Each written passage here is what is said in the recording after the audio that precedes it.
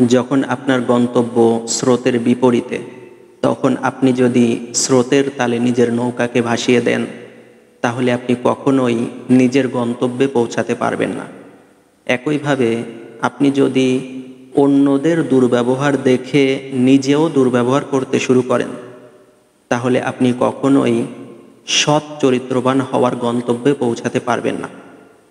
একদিনের ঘটনা, একটি বিচ্ছুকে পানিতে মুমূর্ষু অবস্থায় দেখে একটি ছেলে বিচ্ছুকে বাঁচানোর জন্য এগিয়ে আসে।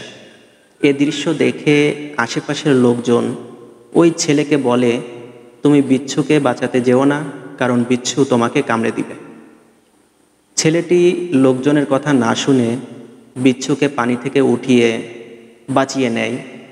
পরক্ষণে দেখা যায় সত্যি সত্যিই ওই বিচ্ছু ছেলেটাকে কামড়ে দেয়।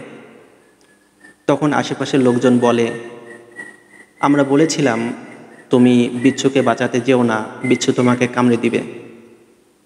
এরপর ওই ছেলেটি সকলকে উদ্দেশ্য করে বলে, বিচ্ছুর বৈশিষ্ট্য হলো কামড়ানো, এজন্য বিচ্ছু আমাকে কামড়েছে, আর আমার বৈশিষ্ট্য হলো বাঁচানো, এই জন্য আমি বাঁচিয়েছি।